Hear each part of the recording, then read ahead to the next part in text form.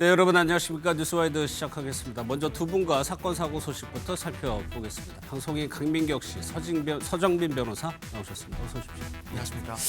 오늘 오전에요. 김건희 여사가 갑자기 입장문을 냈습니다. 그러니까 검찰에서 진술한 것도 아니고 법원에서 증인으로 나와서 한 얘기도 아니고 별도로 입장문을 갑자기 언론에 공개를 했습니다. 먼저 그 입장문 내용과 법적인 부분을 살펴볼 텐데 일단요. 강민경 변호사.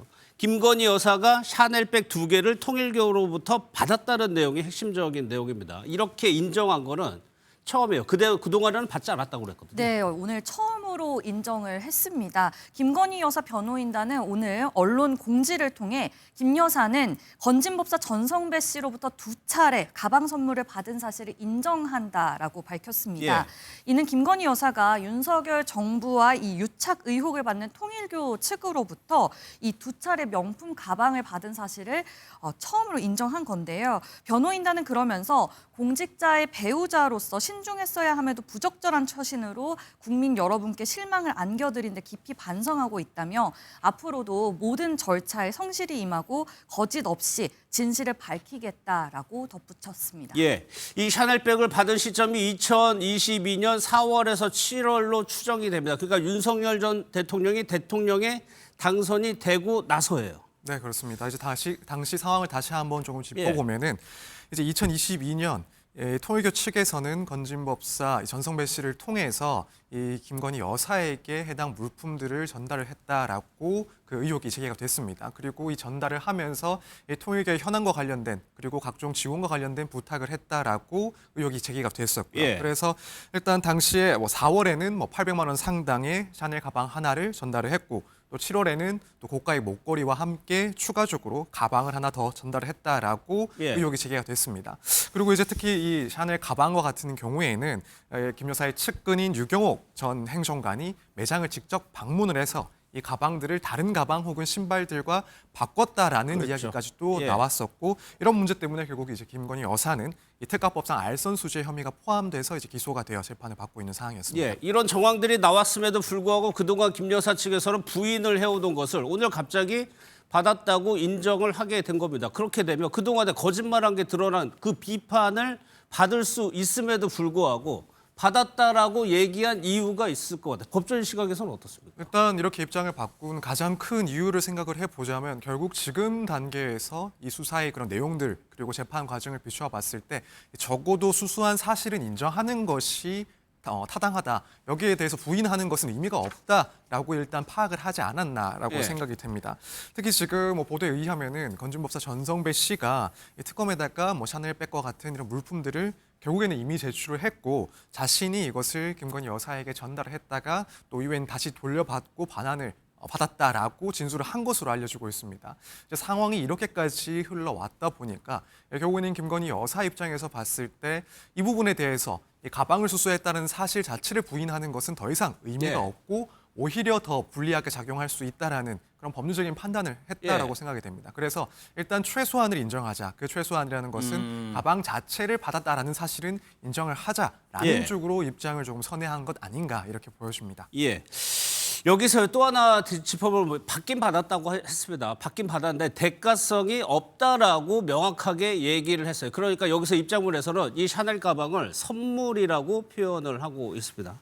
대가성을 부인을 했죠. 네, 맞습니다. 김 여사의 변호인단은 명품백 수수 이 자체는 인정을 했습니다만 이 통일교와의 공모나 어떠한 형태의 이 청탁이나 대가 관계는 존재하지 않았음을 분명히 밝힌다라면서요. 이 처음에는 가방을 거절을 했으나 전성배 씨와의 관계에서 끝까지 이를 거절하지 못한 잘못을 통감한다. 예. 이 잘못을 통감하면서 해당 선물들은 사용한 바 없이 이미 과거에 전 씨에게 모두 반환했다라고 덧붙였습니다. 또 주목할 점은 명품백 수수와 이 윤 전 대통령과의 직무 관련성이 무관한 점 역시 예. 강조했습니다.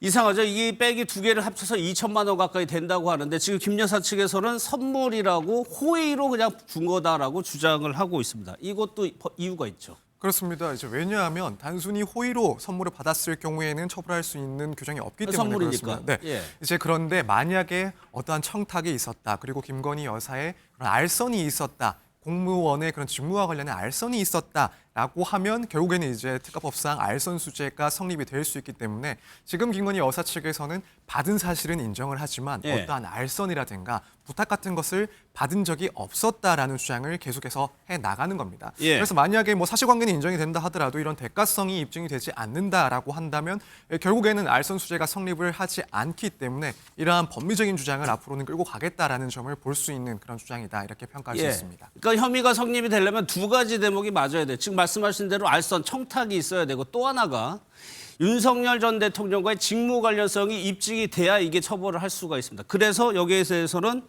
대통령의 구체적 직무와 무관하다고 얘기를 했어요. 네, 그렇습니다. 이제 앞서 말씀드린 것처럼 이 가방을 받았다라는 사실만으로는 처벌을 할 수가 없는 것이고 예. 나아가서는 뭐 청탁이나 알선 내용이 인정이 돼야 일단 김건희 여사가 처벌을 받게 되는 겁니다. 그렇기 때문에 이 부분부터 부정을 하는 것이 일단 맞다라고 판단을 했을 거고 특히나 이제 윤 전 대통령의 직무 관련성과 상관이 없다라는 주장을 하는 이유는 나아가서 설사 청탁이 있었다 혹은 알선이 있었다라고 하더라도 예. 그 내용을 봤을 때는 뭐 윤 전 대통령이 알 수가 없었다 혹은 직무와 관련되어 있지 않았다라는 점이 만약 추가로 확인이 되면 예. 그때 가서는 뇌물죄가 문제가 됩니다. 그러면 윤 전 대통령 역시도 사실 뇌물죄로서 처벌을 받게 될 가능성이 있고 예. 마찬가지로 이제 김건희 여사 같은 경우에도 보다 처벌이 중하게 이루어지는 뇌물죄의 공범으로 예. 처벌이 번질 수가 있습니다. 그래서 이 단계별 입증해야 될 그런 요소들을 봤을 때 직무 관련성, 특히 윤 전 대통령과의 직무 관련성을 부정하는 것이 예. 앞서 이런 번질 수 있는 그런 처벌까지를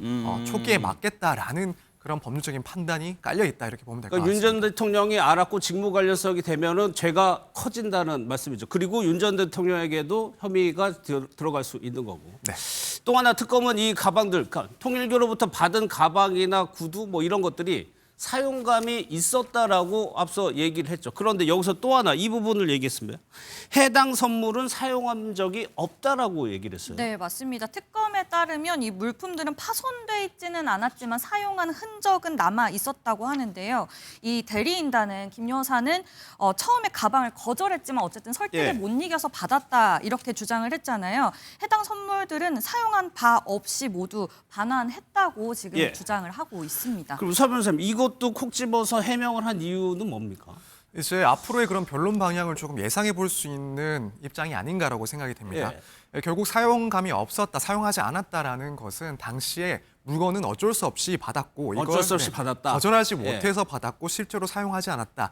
그래서 당시 어떤 청탁도 있었던 상황도 아니고 알선을 할 그런 상황도 아니고 단지 선물에 불과하다라는 그런 점을 조금 더 주장하기 위해서 이런 언급을 하고 있는 상황인 것 같습니다. 만약에 이제 사용감이 있었다라고 예. 한다면 아무래도 어떠한 부탁이나 또는 알선이 있었을 것이다. 그래서 그 대가로 이것을 받고 사용을 했을 것이다. 예. 라는 그런 의심까지도 발생할 수가 있기 때문에 예. 이렇게 사용감 문제를 두고 김건희 여사 측에서는 사용하지 않고 단순히 그냥 보관만 하고 있다가 돌려주지 못하고 있었을 뿐이다라는 점을 앞으로도 그렇죠. 계속 주장할 것이다. 예. 이렇게 보여집니다.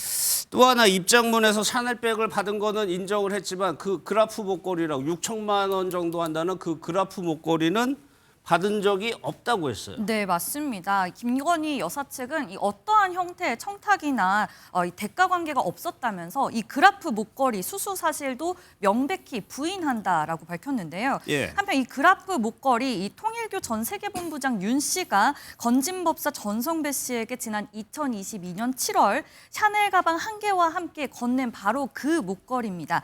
같은 시기에 받은 것으로 알려졌지만 샤넬 가방은 인정하고 이 목걸이는 지금 부인을 한 것인데 이 목걸이의 가격은 시가 약 6,220만 원으로 알려져 있습니다. 예. 뭐 물론 이 김 여사 측 주장처럼 그럴 수도 있습니다. 그럴 수도 있지만 이것이 진술을 바꾼 거기 때문에 그 의도도 따져봐야 되는데 그라프 목걸이 수수 사실은 명백히 부인한다고 얘기를 했어요. 이게 이 혐의가 받은 금액, 받은 품목들의 금액이 올라가면 형량도 같이 올라가죠. 네, 그렇습니다. 일단 뭐 특가법상 알선 수재만 일단 따졌을 때도 네. 사실 받은 그런 물품의 가액이 더욱 커지면은 뭐 형에 있어서 양형에 있어서 더욱 불리하게 적용하는 것도 맞습니다. 그런데 그것보다도 더욱 네. 이제 걱정을 할 수밖에 없는 부분이 만약 이제 직무 관련성 등이 인정이 되고 또 윤 전 대통령의 인식까지도 인정이 된다라고 한다면 앞서 말씀을 드린 것처럼 이 뇌물죄가 성립을 할 수가 있는데 특히 이제 이 뇌물죄 같은 경우에는 특가법상 그 금액 수준에 따라서 처벌을 달리하고 있습니다. 그래서 특히 뭐 1억 원 이상이 될 경우에는 결국에는 무기징역 또는 10년 이상의 징역에 처할 수 있는 그런 강한 처벌을 하고 있는데 아무래도 이제 이런 부분까지도 고민을 하지 않았나 이런 의견이 나올 수밖에 없는 거죠. 그래서 예. 일단 받은 금품의 이 금액을 받았다라는 그런 의혹을 받는 그런 금품들의 합산 금액을 조금 계산했을 때 예. 1억이 넘어가면 너무나도 이제 위험 부담이 커지기 때문에 그러네요. 우선 가장 가액이 큰 이 목걸이에 대해서는 부인하는 것이 맞다라는 판단을 하지 않았을까 예. 이런 의견도 충분히 일리가 있다라고 생각이 됩니다. 근데 이 금액이 한쪽으로만 받은 금액을 얘기하는 겁니까? 아니면 다 받은 금액 다 합치는 거예요? 네, 일단은 뭐 개별적으로 각 사안별로 받은 금액 그것을 따로따로 이제 합산을 하고 따로따로. 처벌을 하게 되는데 만약 문제가 되는 그런 사건들이 여러 개다라고 한다면 결국 또 개별적으로 형을 선고받고 또 마지막에 가서는 합산이 되기 때문에 예. 사실 어느 쪽이 더 유리한지 따지는 것은 실제로 어느 정도까지 그 금액이 나오고 어떤 만큼의 그런 수수 횟수가 있었는지 또 당사자들이 얼마나 연결돼 있는지 구체적으로 좀 확인이 돼야 될 것 같습니다. 예. 그러면 다시 돌아와서요. 왜 이 입장문을 공개된 건 오늘인데 실제로는요. 법원에 보석 신청한 날이 그제입니다. 3일 날 법원에 보석 신청을 했어요. 그런데 같은 날 이 샤넬백을 받았다는 거를 시인하는 거를 같이 제출을 했다는 겁니다. 그러니까 서 변호사님 이것이 어느 정도 인정할 거는 인정을 하는 것이 지금 보석을 신청하는 데 있어가지고 유리하게 작용해서 그런 거 아니냐는 해석이거든요. 근데 사실 이 시기적으로 봤을 때 그런 점도 어느 정도 계산이 됐다라고 보는 게 맞지 않나 생각이 듭니다. 일단 보석을 이제 청구를 하면서 물론 건강상의 이유들이 상당히 중요하게 작용은 합니다만 한편으로는 현재 이제 피고인의 입장이 어떠한지 또 뭐 증거인멸의 우려가 어떠한지를 마찬가지로 검토를 하게 됩니다. 예. 사실 지금 김건희 여사 같은 경우에 기존의 의혹에 대해서 계속해서 부인을 해왔던 상황이고 물론 뭐 건강상의 그런 문제가 더욱 커져 있을 수도 있긴 하겠지만 일단 이 사건과 관련해서는 입장의 변동이 없는 상황으로 끌고 간다라고 한다면 아무래도 이제 보석 허가가 나올 것을 기대하기가 매우 어려울 수가 있습니다. 그렇다면 변호인의 입장에서 생각을 해봤을 때 적어도 어떠한 사실관계에 대해서는 인정을 할 수밖에 없는 상황이다. 그렇다면은 차라리 보석 허가 그 심사를 앞두고 이런 점들은 이제 인정을 한다. 사실관계를 인정을 한다. 그래서 이제 그 전에 구속된 사안과는 조금 입장이 바뀌었다. 예. 앞으로 재판에 있어서도 이런 사실관계에 대해서는 충분히 인정할 것들은 인정하면서 예. 적극적으로 임할 것이기 때문에 이런 사실관계는 변동이 됐으니 보석을 충분히 허가할 만하다. 네. 이제 이런 쪽으로 변론을 할 가능성까지도 생각을 했을 겁니다. 그렇기 때문에 지금 이 시점에서 입장이 바뀌었다라는 것은 앞으로 있을 이 보석 심사와 관련해서도 조금이나마 유리한 그런 사정으로 주장을 하기 위해서가 아닐까 이렇게 생각이 됩니다. 실제 뭐 그거는 뭐 전망해 봅니다. 재판부가 그런 것까지도 감안합니까? 일단 감안은 하는데 다만 이제 이런 점들 변호인 입장에서는 그래도 조금이나마 가능성을 높이는 수단이 할 수 될 있는 수 건 다 있긴 해보자. 하는데 예. 아무래도 지금까지 사실 이런 뭐 가방 수수와 관련된 부분에 대해서 적극적으로 부인을 해왔던 예. 사항이기 때문에 지금 시점에 이것을 인정을 한다. 그렇다고 해서 뭐 혐의에 대해서도 모두 인정을 하는 것은 또 아니라는 점은 법원에서도 충분히 인식을 할 겁니다. 그래서 사실 이러한 입장이 일부 바뀌었다라는 점이 이 보석 심사에 있어서는 중요하게 작용할 만한 내용은 아니다라고 개인적으로는 그렇게 보고 있습니다. 알겠습니다. 어제 한학자 통일교 총재가 석방이 된다는 소식 전해드렸는데 어젯밤 실제 석방이 일시적으로 석방이 됐습니다. 한 총재를 여러 교인들이 기다리고 있었던 것 같습니다. 영상을 좀 한번 보겠습니다.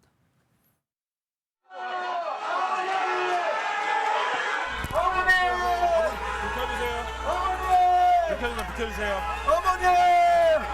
어머니! 어머니! 어머니! 어머니! 승리하셨습니다! 승리하셨습니다!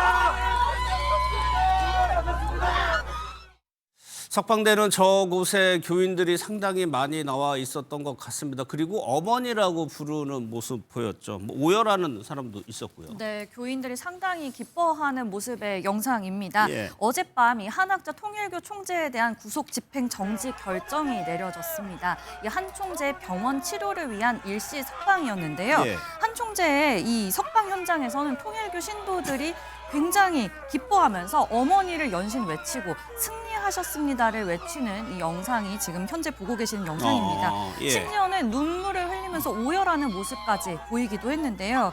이 한학자 총재는 안과 수술을 위해서 일시 석방된 것으로 이 한 총재 측이 녹내장 말기라서 지금 실명 직전의 위기다라고 주장한 게 받아들여진 것으로 보입니다. 예. 주거지는 경기도 가평의 이 천정궁이 아닌 치료를 받는 병원 내부로 제한이 됐고요. 병원 관계자와 변호인 외에 일체 다른 사람의 접촉은 불가하고 기한은 이제 7일 오후 4시까지로 제한되어 있습니다. 예.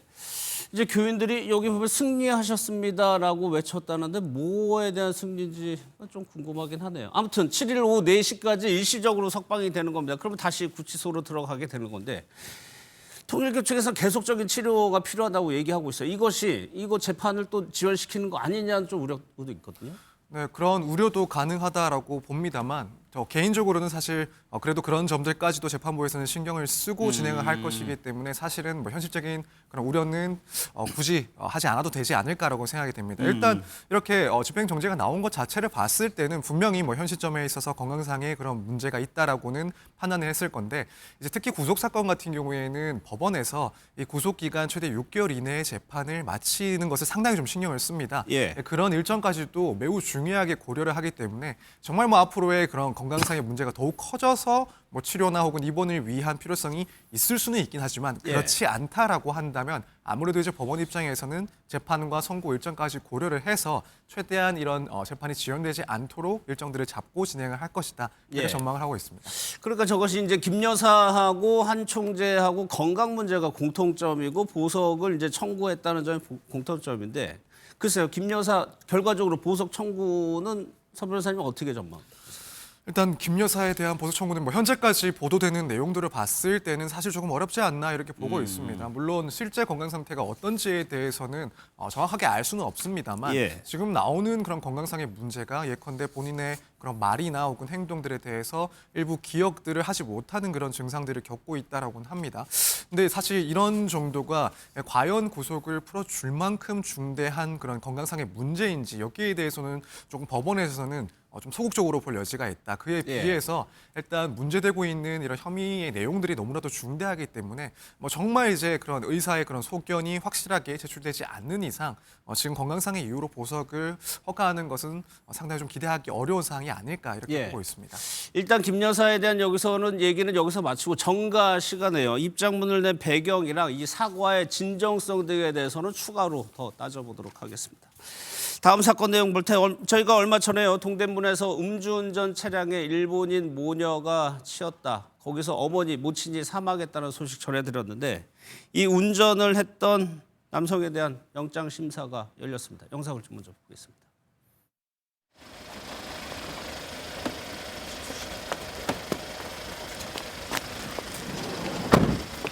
소주 3병 먹고 1km 운전한 사실 인정하시나요? 유족들에게 하실 말씀 있나요? 당시 상황 기억은 하세요? 당시 일행 중에는 말리는 분들은 없었나요? 한 말씀 부탁드립니다. 유족들에게 한 말씀 해주시죠. 피해자에게 하고 싶은 말 없습니까? 죄송하다는 말 한마디를 남기고 법원으로 들어갔습니다. 구속 여부가 오늘이면 나올 것 같아요. 네, 맞습니다. 지난 2일 이 서울시 종로구 동대문역 인근 횡단보도에서 발생했던 이 일본인 모녀 참변의 피의자가 구속 여부가 오늘 밤에 나올 예정입니다. 예. 이 30대 남성 사고 당시 혈중 알코올 농도가 면허 취소 수준 이상이 나왔을 정도고요. 이 만취 상태였는데 이 사고 직후에는 본인이 운전한 사실조차 기억을 하지 못할 정도였고 예. 사고 다음 날까지도 술 기운이 풀리지 않아서 맞아요. 경찰 조사가 늦춰졌었습니다. 예. 이후 밝혀진 바에 따르면 사고 당일 이 남성이 마신 소주가 무려 3병이었다고 하는데요. 이 만취 상태로 1km가량을 운전을 하다가 사고를 냈습니다. 차량에 치인 50대 모친은 결국 숨졌고요. 이 30대 딸은 이후 알려진 바에 따르면 얼굴뼈와 갈비뼈 그리고 폐까지 다쳐서 큰 상처가 났다고 합니다. 예. 이 피의자가 사고 당시에 마신 소주의 양이 무려 3병이라는 점 그리고 이 피해자의 부상이 생각보다 더 심각하다는 점이 알려지면서 피의자의 구속 여부에 지금 많은 관심이 쏠리고 있습니다. 뭐 사실 저 정도 사고면 거의 구속이죠. 네, 일단 구속 가능성이 매우 높다라고 보는 게 맞을 것 같습니다. 우선 뭐 당연히 이 피의자는 혐의에 대해서는 인정을 할 건데 일단 이 사건 같은 경우에는 아무래도 피해자가 사망을 한 사건이다 보니까 너무나도 이제 죄질이 심각하다 그리고 중대한 혐의다라고 볼 겁니다. 거기다가 이제 만취 상태, 소주 3병이라고 하면 정말 우리가 흔히 말하는 만취 상태였던 정말 것은 많이 마신 분명한 거예요. 사건이기 예. 때문에 이런 죄질의 심각성을 고려하더라도 추후에 결국에는 실형이 선고될 가능성이 매우 높은 그런 사건이기 때문에 이 점이 또 도주의 우려가 있다라고 판단을 받을 거고 결국에는 구속될 가능성이 매우 높은 상황이다 이렇게 보면 될 것 같습니다. 예. 참 이런 황망한 사고다 보니까 이 소식이 지금 일본에까지도 알려져서 논란이 되고 있어요. 네, 맞습니다. 요즘도 보면 일본인 관광객들이 한국에 정말 많이 찾아오거든요. 예. 이렇게 한국에서 일본인 모녀가 음주운전 차량에 참변을 당한 사실이 알려지면서 일본 국민들이 분노의 반응을 보이고 있습니다. 어떻게 술을 마시고 운전을 하나, 한국의 수치다 이런 반응도 있고 여행지에서 이런 사고는 최악이다, 철저히 처벌해야 한다 이런 목소리가 크게 나오고 있는데요. 예. 일본 언론은 모녀의 비극과 함께 이 한국의 음주운전 실태가 굉장히 심각하다면서 한국이 더 이상 안전한 나라가 아니다 이렇게 보도를 하고 있습니다. 예. 일본 TV 아사히의 보도에 따르면 한국의 이 음주운전 적발 건수가 연간 13만 건이 넘어서 일본의 6배다라고 밝혔는데요. 한국의 인구가 일본 인구의 절반이라는 점에 이 고려를 하면 예. 더 큰 수치라면서 한국에서는 경찰이 음주 단속을 실시하면 오히려 달리거나 도망가는 경우가 많다라는 굉장히 부끄러운 그런 보도까지 내용까지도 전하네요. 네, 내놓고 예. 있었습니다. 이겁니다. 왜 한국에서는 음주운전이 6배나 일본보다 많은 것이냐. 여기에 대해서 일본 언론들이 지적하고 있는 건 체제가 너무 약한 거 아니냐? 이런 걸 얘기하더라고요. 네, 그렇습니다. 일단은 한국 같은 경우에는 음주운전의 재범률이 높다. 그리고 일본처럼 뭐 동승자 혹은 술을 제공하는 사람들에 대한 그런 제재 규정이 없다라는 이 두 예. 가지를 꼽았습니다. 일단 재범률이 높다라는 그런 의견에 대해서 사실 뭐 상당히 조금 가슴 아픈 좀 그런 지적이긴 합니다. 실제로 이제 변호사 업무를 하다 보면은 예. 음주운전 때문에 이제 변호사를 찾아온 그런 사람들과 상담을 해보면 첫 번째 음주운전 경우가 거의 없습니다. 대부분은 그래요? 과거에 뭐한 차례, 두 차례 혹은 더 많은 그런 처벌 전력이 있는 상태에서 찾아옵니다. 그런데 그 네. 말은 실제로는 음주운전을 한 횟수가 훨씬 더 많고 그중에 이제 일부만이 적발이 되었다라는 거죠. 그래서 이 재범률이 높다라는 지적은 상당히 좀 뼈가 아픈 그런 지적이다라고 보여지고 또 앞서 다른 이야기 그러니까 뭐 동승자라거나 술을 제공한 사람들에 대한 처벌 규정이 없다라는 부분 예. 이 부분 조금 또 의미가 있다라고 보여집니다. 예. 물론 우리나라 같은 경우에도 이 술을 마시고 운전하는 것을 아는 상황에서 옆에 동승한 사람 같은 경우에는 사실 음주운전의 방조죄로 또 처벌을 할 수가 있습니다. 예, 실제 예. 그런 사례도 있고요. 그렇지만은 사실 뭐 상당히 좀 적극적으로 이런 행동을 했을 때 그리고 동승을 했을 때 처벌이 가능한 것이고 예. 뭐 별도의 처벌 규정을 따로 두고 있는 것은 또 아닙니다. 방조죄로 처벌하고 있습니다. 그런데 일본 같은 경우에는 보다 좀 강하게 처벌하는 그런 상황으로 알고 있고 심지어는 운전을 할 것을 어느 정도 알면서도 술을 종용했다, 권했다 이런 사람들까지도 처벌 대상으로 삼고 있는 규정을 두고 있다라는 점에서 사실 우리나라가 이런 비판을 받는 것이 상당히 좀 뼈아프지만 어느 정도 좀 새겨둬야 될 그런 지적이다 이렇게 보여집니다. 뭐 처벌이 능사냐라고 뭐 그렇게 얘기할 수도 있겠지만 일본은 아주 엄격하게 말씀하신 것처럼 음주운전을 말리지 않거나 차를 가져온 걸 알았어요. 그런데 술을 권하게 되면은 징역 2년에서 3년까지도 가능하도록 법을 해뒀기 때문에 이것이 방지하는 역할을 하는 거 아니냐는 것이 일본 언론의 시각인 것 같습니다. 30대 딸은 다행히 목숨을 건졌어요. 그런데 모친의 시신을 두고 왜 고민에 빠졌습니까? 네, 이 딸이 지금 목숨을 부지한 것도 너무 슬픈 일인 것 같지만 예. 이 시신 운구 비용까지 고민을 하면서 굉장히 안타깝게 하고 있습니다. 이 시신 운구 비용이 무려 1,000만 원 이상 들기 때문인데요. 모친의 시신을 일본으로 운구를 하고 싶지만 그 비용이 1,000만 원에서 1,500만 원 가량 든다면서 고민 중이라고 언론에 밝혔습니다. 예. 모친을 잃은 슬픔을 감당하는 것도 모자라서 지금 이 막대한 시신 운구 비용까지 감당해야 해서 많은 이들의 안타까움이 이어지고 있는데요. 예. 피해자가 시신 운구 비용과 장례 비용을 모두 지급하겠다라고 밝히긴 했지만 예. 실제로 이 피해자가 이 모든 비용을 지불할 수 있을지는 미지수입니다. 원래는 이렇게 피해를 당하고도 시신을 웅글 본인 돈을 내고 가져가야 되는 건가요? 네, 원칙적으로는 그럴 수밖에 없습니다. 결국 이제 이런 사건 사고 같은 경우에는 사인 간에 발생을 한 사건이기 때문에 그 예. 비용을 뭐 상대 국가라든가 혹은 자국에 대해서 청구를 할 수가 없습니다. 예. 뭐 사실 여행자 보험에 가입이 되어 있었다라고 하면 이런 여행 보험 같은 경우에는 많은 경우에 이렇게 뭐 시신이 생겼을 경우 그것까지 운송을 할 수 있는 비용도 부담을 하도록 하고 있는데 이제 아무래도 이런 걱정을 하는 것을 보면은 여행 보험에 가입되어 있지 않거나 혹은 가입되어 있다 하더라도 그런 내용들이 포함되지 않은 상황으로 보입니다. 예. 그렇기 때문에 조금 깊게 고민을 할 수밖에 없지 않나. 이제 만약에 이런 비용들을 먼저 지급을 하고 이 추후에 청구를 하게 된다라고 한다면 결국 가해자를 상대로 최종적으로 청구를 해야 되는 것이고 가해자가 이것을 변제할 생각이 없다라고 한다면 결국에는 소송으로 가야 되는데 이 당사자가 한쪽은 일본인 또 한쪽은 한국인이다 보니까 이 소송으로 가는 것도 상당히 조금 어렵지 않나 이런 상황입니다. 예, 뭐 그야말로 참변을 당한 건데 이 모녀의 또 사연도 좀 안타깝게 합니다. 네, 맞습니다. 이 피해자의 유족이 SNS를 통해서 한국에서 참변을 당한 이 자신의 가족의 이야기를 했는데요. 언니는 평소 한국에 굉장히 자주 놀러 오던 사람이다. 특별히 이번에 엄마를 위해서 효도 관광을 준비했고 엄마와의 둘만의 시간을 보내기 위해서 한국을 찾은 것이다라고 이야기를 올렸습니다. 예. 이 사고 당시에 모친과 딸은 동대문 DDP에서 쇼핑을 마친 뒤에 낙산공원을 산책하기 위해 이동 중이었는데요. 이렇게 참변을 당해서 이런 사연이 알려지면서 누리꾼들의 더욱 안타까움을 사고 있습니다. 알겠습니다. 두 분과는 여기서 마무리하도록 하고요. 김건희 여사 관련한 내용 이어가도록 하겠습니다.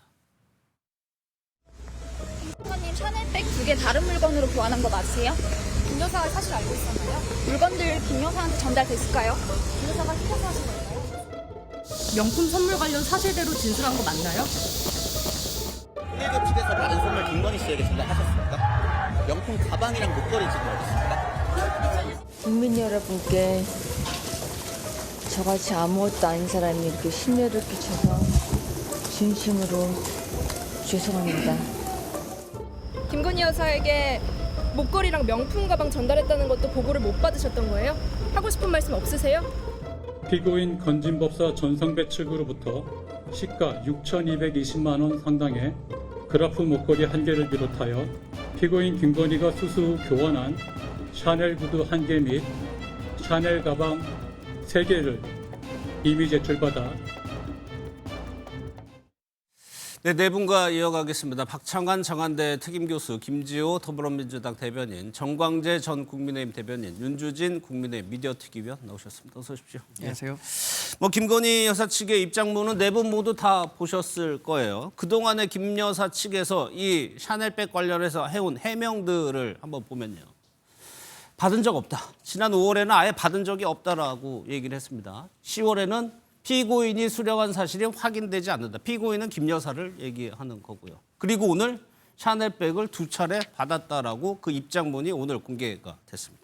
그러면 그동안은 거짓말했다는 거 아니에요? 그렇죠. 우리가 지난주에 이 자리에서 예. 언급을 했듯이 건진법사 측에서 이제 명품백 전달을 인정을 하고 일시, 그러니까 날짜, 시간 그리고 전달을 누가 했는지 예. 그리고 수령을 누가 했는 것까지 이제 거의 다 나왔거든요. 그렇죠. 그러니까 예. 더 이상 부정할래야 부정할 수 없는 그런 지경에 이르렀기 때문에 사실상 이제 밝혀진 부분에 대해서는 인정을 하고 예. 또 하지만 그렇다고 해서 공개되지 않은 것, 예를 들어 목걸이, 그라프 목걸이 같은 거는 또 이제 이거는 부정을 하거든요. 이렇게 보면 지금 며칠 전에 지금 보석을 신청해 둔 상태 아니겠습니까? 예. 그러니까 본인이 혐의 사실로 도저히 부정하기 어려운 부분은 인정을 함으로 인해서 소위 말하면은 보석의 가능성을 좀 높이고 예. 그리고 국민들에게 좀 죄송한 모습을 보이면서 동정 여론을 불러일으키는 그런 효과까지 노린 거 아니겠느냐. 동정 효과까지. 네, 그런데 예. 문제는 예.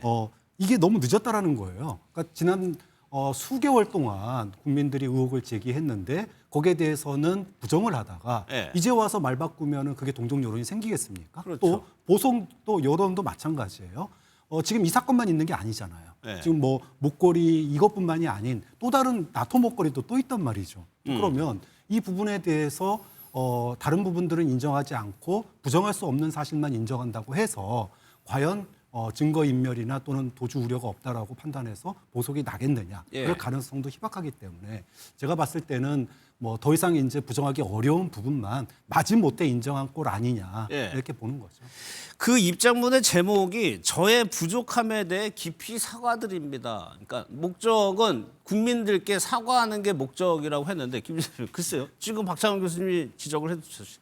계속 부인하다가 이제 와서 인정을 하고 사과하는 것이 과연 얼마만큼의 진정성이 있겠냐는 의문이 들 수밖에 없거든요. 첫 번째 이유로는 유경옥 전 행정관 때문에 네. 이것은 사실상 인정할 수뿐이 없는 겁니다. 만약에 이를 인정하지 않았을 경우에 유경옥 전 행정관 자신의 분신이자 최측근이죠. 네. 이 사람이 법정에 가서 거짓 증언을 하거나 그럼 위증죄로 처벌받겠죠. 예. 그게 아니고 본인이 위법성을 자각하고 진실대로 얘기한다면 본인이 또 궁지에 몰리지 않겠습니까? 그래서 유경옥 전 행정관의 좀 퇴로를 열어주는 측면, 이 핸드백 관련해서는 유경옥 전 행정관이 가서 바꿨잖아요. 그러니까 이걸 어떻게 부인하기가 어려운 거죠. 예. 두 번째 이유는 금액이 문제입니다. 금액. 최소한 금액을 낮게 해서 예. 법적으로 처벌받지 않을 수준의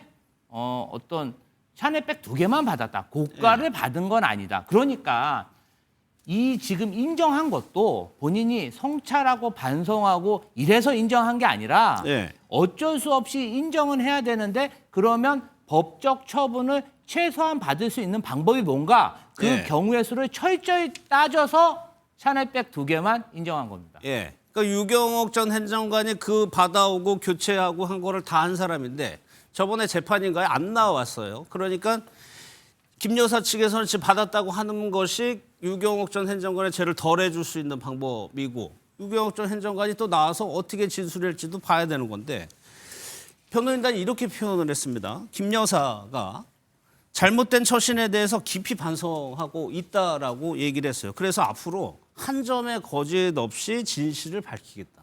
네. 앞으로 만약에 무언가 얘기를 했을 때 그러면 국민들이 이거를 진실이구나라고 받아들이냐의 문제거든요. 김건희 여사가 메신저로서의 신뢰는 많이 상실했다고 봐야 될 것 같습니다. 예. 지난번에 서해건설 이봉관 회장이 전달했다고 했었던 목걸이 받지 않았다고 했는데 이봉관 회장이 직접 자수서를 작성하면서 김건희 여사가 했던 얘기들이 완전히 탄핵된 거죠. 그렇죠. 지금의 이야기도 마찬가지일 거라고 봅니다. 지금 이 목걸이와 이 핸드백을 줬다라고 얘기하는 사람들, 유명호 통일교 세계본부장, 건진 법사, 또 중간에서 이 교환하는 과정에서 그 목소리를 들었다라고 하는 샤넬 측의 직원, 예. 이런 사람들의 이야기는 공통적으로 하나를 가리키고 있는 거예요. 김건희 여사가 해당 물품을 받았다는 거죠. 근데 반대쪽에서 얘기하는 사람은 지금 김건희 여사 한 명밖에 없기 때문에 아까 박창원 교수님 말씀하신 것처럼 본인이 인정할 부분은 인정하고 대신 아무도 이 실물을 보지 못한 그리고 노출되지 않았었던 목걸이와 관련해서는 부인하고 있는 것 같아요. 예. 목걸이와 관련해서 부인하고 있는 것은 저도 뭐 형량과 관련한 문제라고 봅니다. 이 목걸이가 대략 시가로 6천만 원 이상으로 평가받고 그렇다고요. 있는 거잖아요.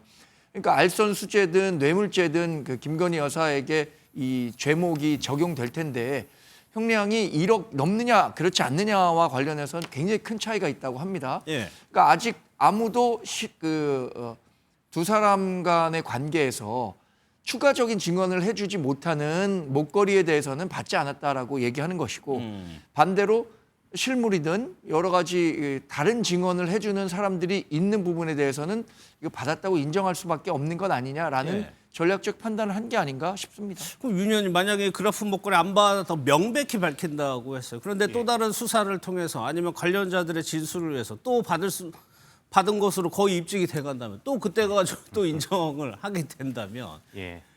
지금 상황이랑 엮어가지고 어떻게 보세요? 이거? 그러니까 이미 사실은 이제 김건희 여사가 과거에도 어떤 금품이나 고가의 선물을 받았다는 사실에 대해서 부인을 했다가 뭐 모조품이었다라는 사실 해명을 한 적도 그렇죠. 있었죠. 몇 차례예요. 예, 그런데 결국은 그것이 다른 가족 지인의 집에서 발견이 됐기 때문에 사실은 말씀하신 대로 김 여사의 이 진술과 주장을 국민들이 신뢰하지는 않는 상황으로 보여요. 예. 다만 이게 이제 결정적으로 또 중요한 부분이 뭐냐면은 직접 받은 선물과 누군가를 통해서 대신 전달받은 선물은 또 완전히 차원이 다른 겁니다. 그러니까 지금 샤넬백 같은 경우는 왜 진술을 이제 인정을 하게 된 것이냐? 본인이 만약에 직접 받았다면요, 사실은 둘 사람만 알고 있는 겁니다. 예. 주고 받았다는 사실을요. 그러면 한쪽은 줬다, 한쪽은 안 받았다. 이렇게 팽팽하게 의견이 엇갈리게 되면 뭐 CCTV라든지 당시의 상황을 확인할 수 있는 물증이 없는 한 이거는 공방이 이어지는 겁니다. 근데 지금 샤넬백은요. 자신의 참모를 통해서 받았기 때문에 네. 제3자가 엮여 있는 거예요. 근데 아마 이런 전 판단했을 거라고 보는 것이 유경옥 씨 예를 들어서 김건희 여사가 난 이거 절대 안 받았다라고 끝까지 우기게 되면 사실은 유경옥 씨가 그러면 중간에서 어떻게 한 거 아니냐. 그렇게 되는 거죠. 배달 사고 네. 아니냐. 자 이렇게 되면 유경옥 씨가 오히려 코너에 몰리고 처벌을 받게 되겠죠. 자 그렇게 되면은 김건희 여사의 일거수일투족을 알고 있는 유경옥 씨가 또 다른 변심을 할 수 있는 것이죠. 등을 돌릴 수가 있죠. 그렇기 때문에 이 부분은 인정하지 않을 수가 없는 상황으로 좀 보입니다. 예. 나머지 목걸이 같은 경우는 아까 말씀드린 대로 만약에 직접 받은 것이라면은 끝까지 안 받았다고 주장하는 것이 더 법리적으로 유리하다. 이렇게 판단하고 있을 가능성이 있다는 것이죠. 그래서 유경옥 전 행정관이 법정에 나와서 어떻게 얘기할까 관심이거든요. 그래서 지금 이제 어느 정도 합의를 본 것 같아요. 샤넬백 2개만 전달한 것으로 그렇게 하고 저도 그라프 목걸이 관련해서 어떻게 진술할지 굉장히 궁금합니다. 본인이 뭐 착복을 했다는 얘기인지. 예. 그런데 지금 핸드백을 받았다고 인정하는 걸로 봐서는 유경옥 행정관도 그것을 뭐 본인이 썼다 이렇게 얘기하기는 좀 어렵지 않을까요? 그러면 김지호 대변인 시각에서 일단은 유경옥 전 행정관 아직까지도 김 여사 측에 있는 걸로 보인다는 그렇죠. 말씀이시죠. 입장문에서요. 이 선물을 받게 된 경위도 설명을 하는데 뭐라고 얘기를 하냐면 처음에는 김 여사 거절했다는 거예요. 가방을. 거절하는데 전성배 씨, 건진법사가 계속 설득을 해가지고 어쩔 수 없이 받았다는 취지로 설명을 합니다. 이 얘기를 들으면 과거에 윤석열 전 대통령이 해명했던 부분이 아마 자연스럽게 떠오르실 거예요. 그때 얘기 한번 들어보겠습니다. 저도 마찬가지고 대통령이나 대통령 부인이 어느 누구한테도 이렇게 박절하게 대하기는 참 어렵습니다. 그거를 매정하게 좀 끊지 못한 것이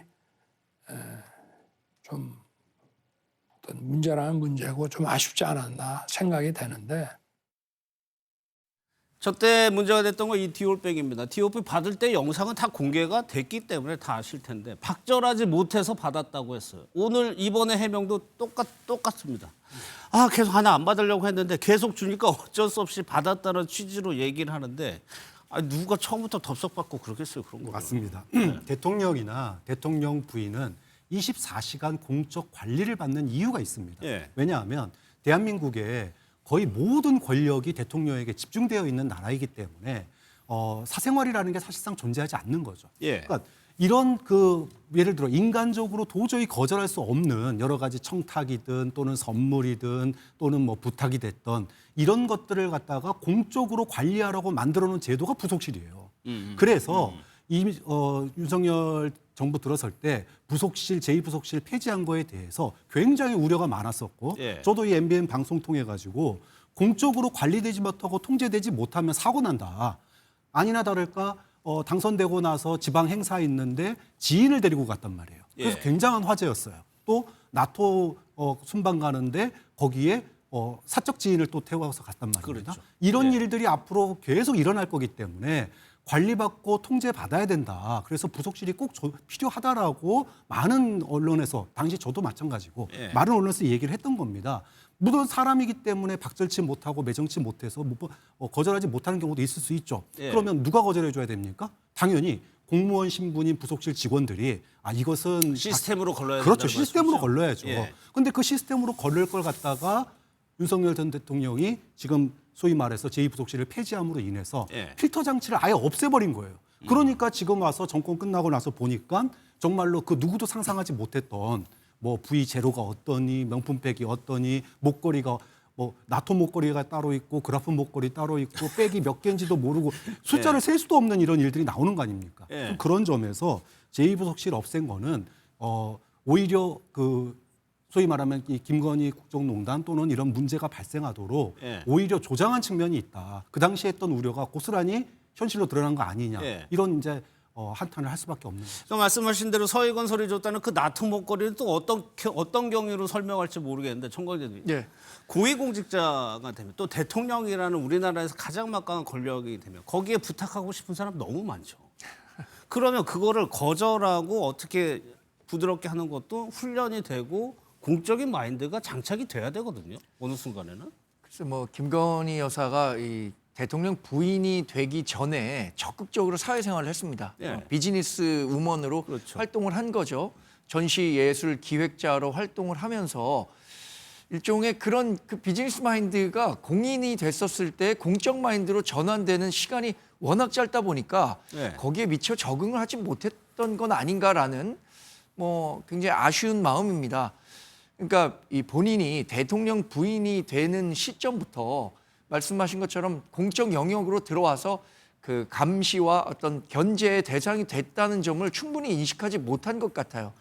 그랬기 때문에 이렇게 뭐 사석에서 그러니까 사적인 감정에서 왔다 갔다 하는 그 선물들에 대해서도 마음의 경계를 너무 느슨하게 했었던 게 아닌가 생각이 드는데 이런 측면이 있었기 때문에 저는 지난 4월 총선에서 당시 이 윤석열 대통령이 내놨던 평가 박절하지 못해서 받았다. 이런 부분에 대해서도 일정 부분 정치적인 평가를 받았다고 생각합니다. 그때 총선에서 패배한 원인 가운데 가장 중요한 원인을 꼽으라면 아마 이 김건희 여사와 관련해서 이런 리스크를 제대로 관리하지 못한 부분 아니었겠습니까? 그 이후로도 뭐 김건희 여사를 둘러싼 특검과 관련한 논의들이 있었던 걸 고려한다면 김건희 여사가 당시에 윤석열 정부의 굉장히 약한 고리였다라는 점을 미처 인지하지 못한 것도 사실 정권을 이렇게 허무하게 잃게 된 가장 중요한 원인이 아닌가 생각해 보겠습니다. 그런데 이런 가정이라면 만약에 김 여사의 영향력이 소문이 파다한 상황에서 이렇게 선물을 주면 그냥 받는다더라 라고 하면 단순히 이 샤넬백 2개만 받았을까라는 생각도 들거든요. 그래서 금거북이도 나오고 이유한 화백의 그림도 나오고 여러 가지 물건들이 지금 쏟아지는 거 아니겠습니까? 어쩔 수 없이 받은 사람이 그 또 매장에 가서 구두와 다른 제품으로 바꾸는 거 보셨습니까? 이건 말도 안 되는 얘기고요. 그라프 목걸이 같은 경우, 그다음에 뭐 반클리프 F 목걸이 같은 경우도 이것을 김건희 씨께 보낼 때 그 사진을 품번까지 뭐 24자 이상 문자로 보냈다는 거 아닙니까? 그러면 이것은 어쩔 수 없이 받았다는 게 아니라 정확히 뭔지 알고 본인이 물품을 찍어서 받았다는 게 정설이고, 저는 정광재 전 대변인님이 사회생활 했을 때와 공직생활 했을 때의 차이를 잘 몰랐던 것 같다. 저는 비즈니스 활동도 저렇게 하면 안 된다고 생각하는 사람 중에 하나입니다. 왜요? 김건희 씨의 비즈니스 활동은 저런 식으로 윗사람에게 어떤 로비 대상에게 뇌물을 주고 뭔가 이익을 편취하는 그런 생활이 점치됐고, 이분이 영부인 이전에 검사의 아내, 서울중앙지검장의 아내, 검찰총장의 아내였습니다. 그 십수년 동안 저러한 뇌물을 주고받는 생활이 정말 일상다반사로 이루어졌는데 한 번도 처벌받지 않았다. 그러니까 영부인이 돼서도 나는 절대로 안 걸릴 자신이 있었다. 그렇기 때문에 저렇게 대담하게 뇌물을 이렇게 바꾸기까지, 저도 뇌물 바꾸는 사건은 저도 처음 봤습니다. 상상을 못하는 일을 하고 있지 않습니까? 절대로 나는 처벌받지 않는다는 확신이 있었기 때문에 저런 행동을 했다. 저는 그렇게 봅니다. 그렇죠. 검사도 권력이 있는 직업이라고 볼 수가 있는, 검찰총장까지 했었고. 윤주진 의원께 또 하나 여쭤볼게요. 그러면서 사용하지 않았다라고 강조를 했습니다. 그러면서 선물이라고 표현을 했어요. 그러니까 김 여사의 주장은 받긴 받았어요. 그런데 사용하지도 않고 어딘가에 고온히 모셔다 두고 있다가 다시 돌려줬다는 얘기가 되는 거거든요. 그러니까 저는 사실 이 부분은 이제 특검이 더욱더 아주 명료하게 규명해야 될 부분인 것이, 물론 저는 지금 김건희 여사가 샤넬백 등을 받았다, 또 목걸이를 받은 의혹에 대해서 비호할 생각은 추호도 없습니다. 잘못된 것이고 당연히 사회적 지탄 받아야 될 문제입니다. 다만 그 받았을 때의 그 어떤 목적성, 그러니까 이것을 내가 받으면 뭔가 내가 반대급부로 어떤 혜택을 준다든지 아니면 불이익을 제거해 준다든지요. 한마디로 청탁성 뇌물로 인지했느냐, 아니면은 정말로 그냥 이 윤석열 대통령의 표현대로 호의로 받아들였고, 물론 그것도 호의로 받으면 안 되는 것이지만요. 다만 이렇게 너무나 적극적으로 이 선물을 주려고 했고 그 마음이 고마웠기 때문에 받았고, 하지만 이것을 내가 사용하지 않은 것은 결국은 어떤 위험성을 본인도 스스로 인지하고 있었음을 사실 입증하는 걸 수 있거든요. 그래서 저는 이 부분은 좀 특검이 너무 정치적인 프레임에서 볼 것이 아니라 청탁성 거래와 단순한 호의의 선물로 수뢰한 것은 완전히 다른 문제거든요. 예. 이 부분은 정말 객관적으로 규명해야 되고 만약 청탁성 거래가 없었다면 단순히 선물을 받은 부분에 대해서 처벌을 해야 되는 것이지 없었던 청탁까지 만들어내는 것은 그거는 무리한 수사가 될 수 있다고 봅니다. 예, 그게 이제 재판에서 이제 쟁점이 되니까 입장문에도 김여사 측에서 그 부분은 굉장히 많은 공간을 활용해서 강조를 했어요. 청탁 없었고 윤 전 대통령과 직무 관련성이 없었다. 이거를 이제 특검이 규명을 해야 되는 상황이 있는 건데 공직자 배우자로서의 처신 문제에 관해서 저희 뭐 정치평론가시고 정치부 하시니까 그 부분에 대해서는 글쎄요, 뭐 본인도 공직자의 배우자로서 보다 신중했어야 됐다라고 얘기는 하지만 그것이 지금에 와서 어느 정도나 국민들을 위로할 수 있을까? 좀 의문이 들긴 해요. 그렇죠. 뭐 예를 들어 대통령 부인이 되고 나서부터 이게 시작된 일이라면 뭐 갑자기 권력에 취해서 그럴 수도 있겠다라는 생각도 들지만 예. 사실은 앞서 이제 김지호 대변인이 얘기한 것처럼 그 전에 직책이 뭐였냐라는 거죠. 남편의 직책이 검찰총장, 지검장 그리고 뭐 중수부에서 역할을 했고 소위 말해서 대한민국의 가장 그 사정의 칼을 쥐고 있는 그 사람의 배우자였거든요. 예. 그러면 내가 이런 정도 어떤 그 소위 공직자의 배우자로서 이런 정도를 해도 검찰은 결코 나를 갖다가 수사하거나 조사하지 못해라고 하는 어떤 그런 그 검찰 권력의 어떤 속성 그리고 검찰에 나 아는 사람 많어 다 내 남편 부하들이야 이런 것들에 대한 어떤 그 소위 자만감 예. 이런 것에 취해 있었기 때문에 지금 뭐 대가성 얘기를 하셨지만 직무 관련성 없다 뭐 대가성 없다 그랬는데 그게 나중에는 이게 쌓여서 결국 뭐가 되냐 하면은 근거부기가 되고 그림이 된 거예요.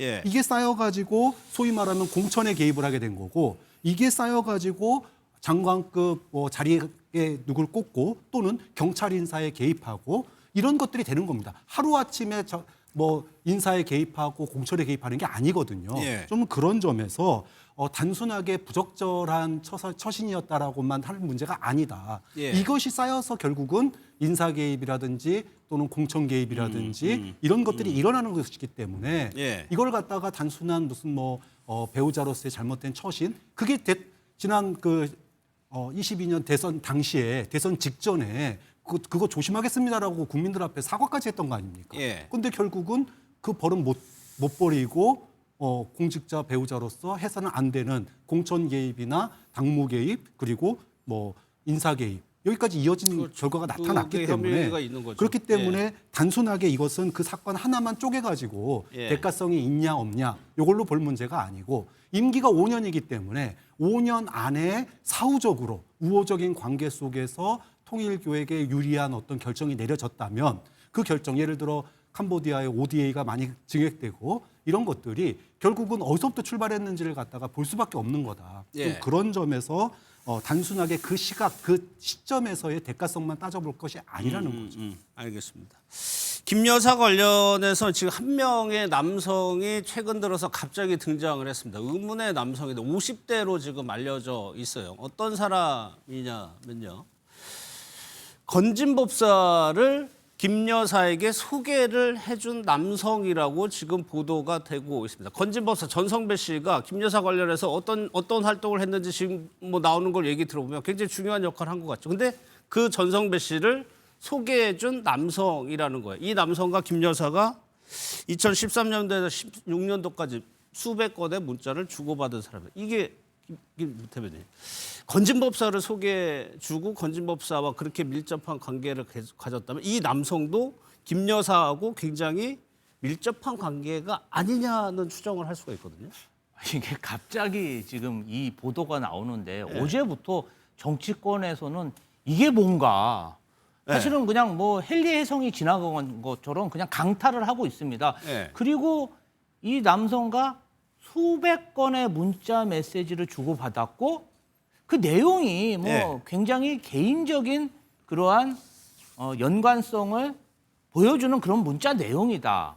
그리고 또 그 핸드폰을 건진법사가 또 보관을 하고 있었던 거 아닙니까? 네. 이게 상식적이지는 않다. 왜냐하면 그 핸드폰이라는 게 보통은 폐기하거나 네. 본인이 보관하거나 아니면 자신의 측근인 유경옥 전 행정관이 가지고 있어야 되는데 만약 남에게 맡긴다면 아주 믿을 만한 사람한테 맡기는 그렇죠. 거죠. 왜 건진법사에게 다른 사람과 주고받은 그 예전 핸드폰을 맡겨놨을까? 왜 거기서 발견됐을까? 이게 다 미스테리한 거예요. 뭐 네. 저희가 쉽사리 상상의 날개를 펴기가 조금 뭐 난망한 상황인데요. 네. 이 상황은 조금 더 검찰 수사 그리고 문자 내용이 밝혀져야 어떠한 일이 있었는지 알 수 있을 것 같습니다. 예, 현재까지 드러난 거 언론 보도라면은 이 정도입니다. 그러니까는 건진법사는 소개하면서 무당이라기보다는 거의 로비스타란 취지로 소개를 해줬다는 거고 SBS 보도 보면은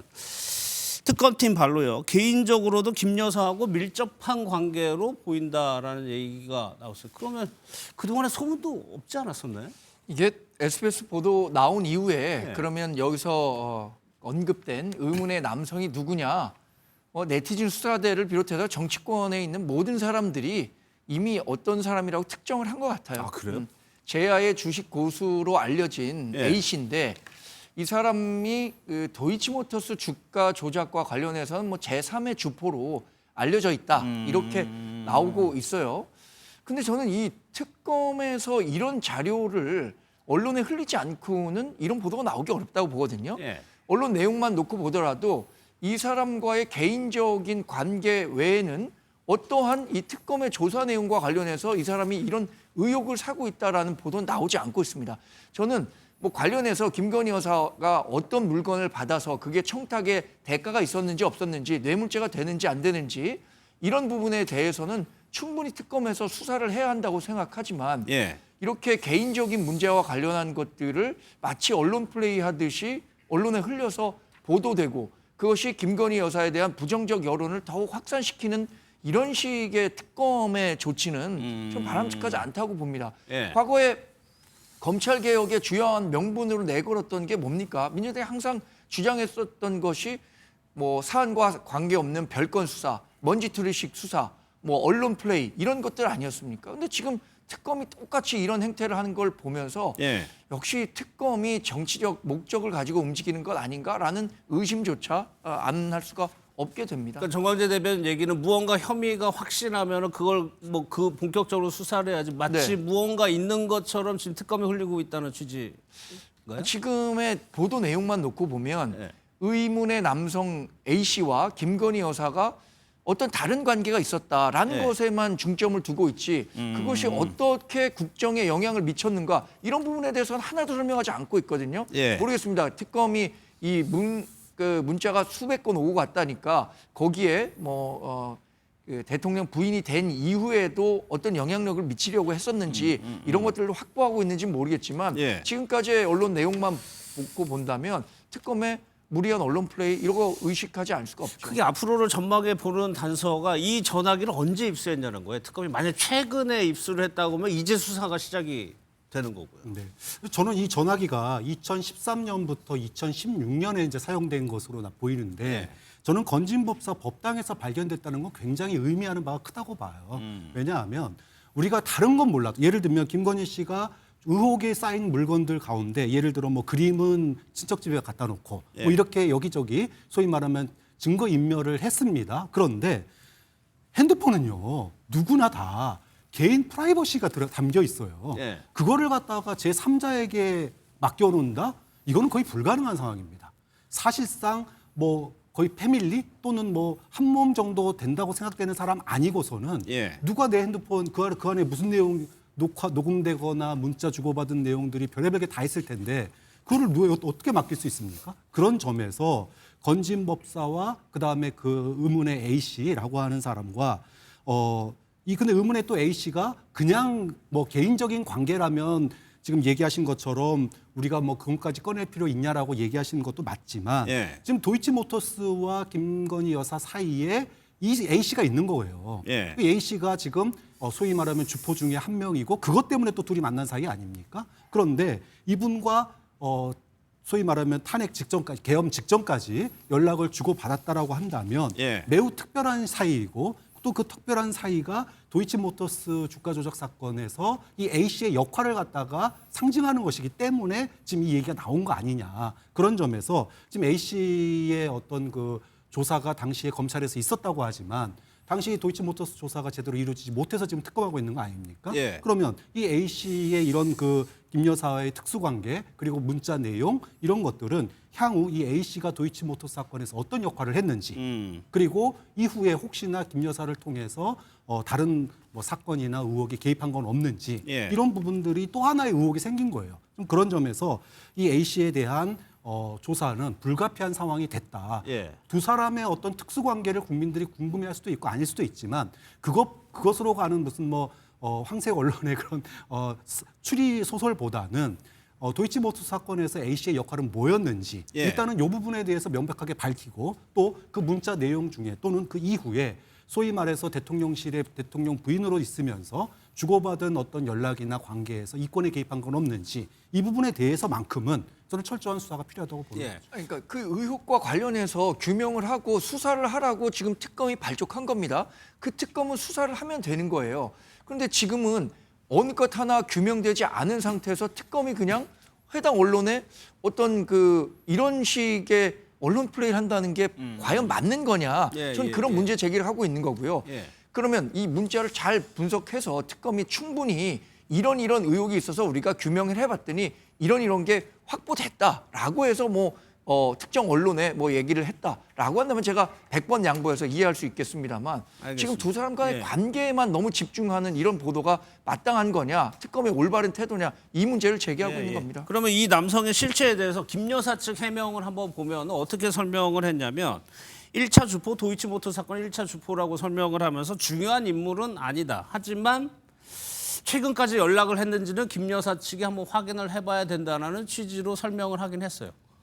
그러니까 저는 이게 이제 과거에 박근혜 대통령 특검 당시에도 뭐 마치 뭐 세월호 7시간 논란이라 그래가지고요.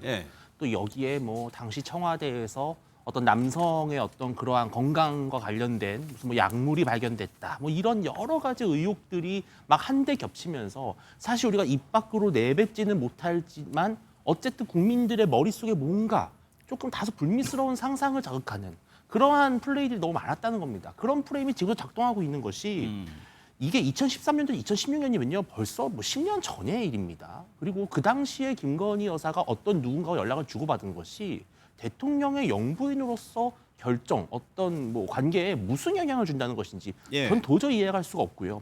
이것이 바로 이제 국민의힘에서 특검을 반대했던 바로 독소 조항의 가장 대표적인 예입니다. 만약에요, 이 남성 A 씨라는 분이 정말 뭐 도이치모터스 주가 조작 사건과 연결이 돼 있다면요, 그 건은 검찰이 일반적으로 수사를 하면 되는 겁니다. 그런데 이걸 왜 특검에서 별건으로 인지해서 또 마치 상당히 뭔가 좀 부적절한 그런 연락을 주고받은 것 같은 프레임을 설정해 놓는 것이죠. 저는 이것이 결국은 김건희 특검이 자신이 없다는 것이다. 그러니까 지금 도이치모터스 주가 조작 사건, 그다음에 여러 가지 청탁성 거래에 대해서 완벽하게 혐의를 입증하기 어렵다 보니까 이런 식으로 저는 연기를 피우는 거라고 보거든요. 매우 부적절한 것이고 공권력에 대한 남용으로 비춰질 수 있다는 것입니다. 알겠습니다. 뭐 관련해서 더 할 얘기가 없으시면은 아무래도 지금 이 부분 관련해서는 밝혀진 게 공식적으로 브리핑도 없지 않았겠습니까?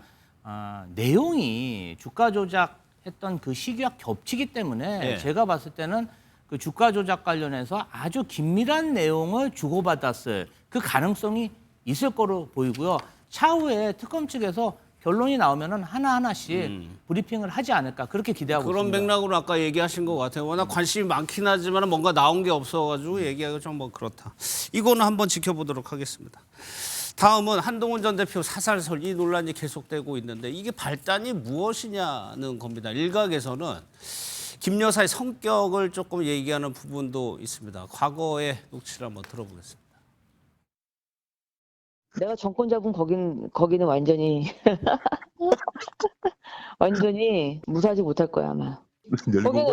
거기는 이제 권력이라는 게 빨리 잡으면 우리가 안 시켜도 알아서 검찰들이 알아서 입건해요. 이 기자는 완전히 저한테 그냥 악의적으로만 쓰려고 노력하시는 분이네. 시청자들한테 일이에요. 시청자분들한테 나한테 지금 협박하는 거지. 아니 그러니까 내가 고민이니까. 근데 내가 그렇게까지 검증 받아야 돼요? 아니 그럼 잘못 기자 안 할 것 같아. 기자님은 다 파볼까 하면 나도 한번 그러면은 조금 이력서를 돋보이기 위해서 낸 거고. 그럼 저도 진짜 나도 복수를 하지 안 되겠네. 곽정군 전 사령관의 증언으로 이제 공개된 그 증언 때문에 그 배경에 대한 건데 정광재 대변인께서도 그나마 저희보다는 김 여사를 조금 더 아시려나요? 글쎄 이런 식의 녹취를 들으면 만약 권력자가 저런 얘기를 한다면 조금 두렵긴 할 것 같긴 해요. 제가 김 여사를 잘 알았더라면 지난번 총선에서 공천을 받았겠죠. 네, 공천을 못 받았습니다. 잘 모르고요.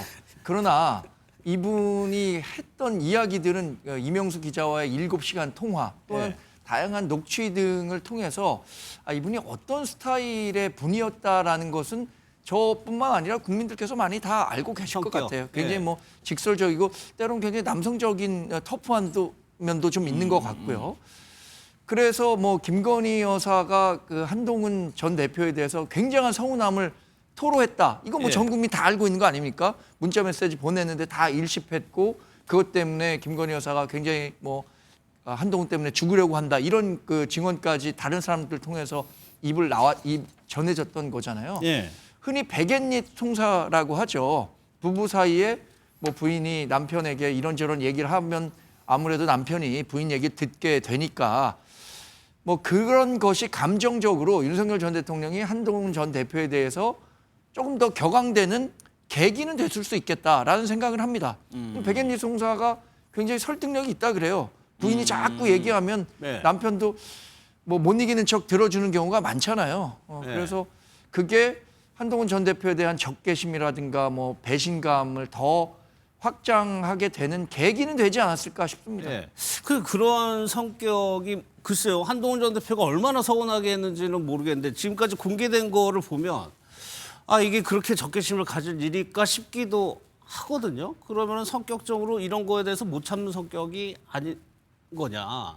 그 부분은 어떻게 생각하세요? 그 지금 이제 앞서서 이제 그 YTN 기자하고의 통화 내용 그 녹취를 지금 틀어준 이유도 그냥 단순하게 한동훈 전 대표와의 어떤 그 갈등 이것이 그냥 어느 날 튀어나온 게 아니라 김 여사의 어떤 그 소위 말하면 삶의 이력 가운데 소위 검찰총장, 검찰 수뇌부의 부인으로 살아오면서 권력을 갖다가 등에 업은 사람으로서 어떤 그 소위 말해서 검찰이 나를 수사할 수는 없어요. 그다음에 검찰은 우리가 권력 쥐고 있기 때문에 알아서 기어. 니들이 감히 나를 어떻게 조사해. 그런데 언론사 기자인 네가 이런 거잖아요. 그러니까 결국은 대통령 부인으로서의 어떤 그 소위 말해서 공천 개입이나 당무 개입이나 또는 뭐 인사 개입이나 이런 것들이 쉽게 이루어질 수 있었던 것은 검찰총장 배우자로 있을 때부터 소위 말해서 권력에 취해서 검찰은 다 우리 남편 말 들어. 그리고 남편 아니더라도 나도 다이렉트로 검찰들 수많게 한동훈 통과 오이 이런 거요? 그렇죠. 한동훈 전 대표랑도 수백 통의 문자를 주고받은 사이, 카톡 주고받은 사이 아닙니까? 그렇기 때문에 본인이 곧 검찰총장이었던 거예요. 그렇기 때문에 이런 말들이 쉽게 우리가 어떤 그 예를 들어 기자가 취재 들어오는데 거기다 대고 복수 얘기할 수 있습니까? 쉽게 못 하거든요. 이거는 정말로 권력의 정점에 있어 보지 않으면 이런 얘기 쉽게 할 수 없어요. 권력의 맛을 보거나 권력 최소한 주변부에 있어야지 너 가만 안 둘 거야라고 말을 할 수 있는 거거든요. 좀 그런 점에서 21년 11월이면은 대통령 되기 직전입니다. 그렇죠. 그 직전에 자신의 어떤 이력서와 관련된 허위 이력과 관련돼서 취재를 온 YTN 기자에게 복수 얘기를 한 것은 검찰총장 부인으로서 검찰을 자기가 좌지우지할 수 있다라고 하는 어떤 망상, 권력에 취해 있는 그런 모습의 단면을 보여준 거고 이게 대통령 부인이 돼서도 고스란히 이어졌기 때문에 소위 말해서 지금 기함할 여러 가지 그런 뭐 금거부기를 받고 뭐 5, 6천만 원짜리 목걸이를 받아도 아무 문제가 안 되는 것처럼 이렇게 된 게 아닌가. 좀 그런 점에서 지금 공개된 것으로 국민들이 저래서 정말로 한동훈 전 대표가 말 안 들으니까 속상하고 또는 죽여버려야지 이런 말까지 결국은 대통령 입에서 나오게 만든 거 아니냐. 이런 이제 소위 말하면 내부적인 한탄 또는 추리 이런 걸 할 수가 있는 거죠. 그러니까 이 추론이 맞으려면은 이렇게 김 여사가 한동훈 전 대표에게 적개심을 가지고 있고, 그걸 정광재 대변인이 얘기한 것처럼 남편 윤석열 전 대통령에게 얘기를 하고, 윤 전 대통령이 이거를 깊이 새겨 들었다는 전제가 있어야 이게 맞는 건데, 제가 지금 인터뷰를 김 전 대표 다시 보니까 내가 정권을 잡으면이라고 표현이 되네. 우리가 정권을 잡으면인가 남편이 대통령이 되면이 아니라 내가 정권을 잡으면이라고 표현이 돼요. 이 윤석열 정권의 어떤 비극은 예. 김건희 씨의 저 워딩부터 시작됐다고 해도 과언이에요. 이게 왜 그러냐면은 예. 정치 결사체, 정치 세력은요 절대로 가족이 주요 의사결정권자로 들어가면 안 돼요. 왜냐하면 가족은 정당하고 공정하게 경쟁해서 그 위치로 간 사람들이 아닙니다.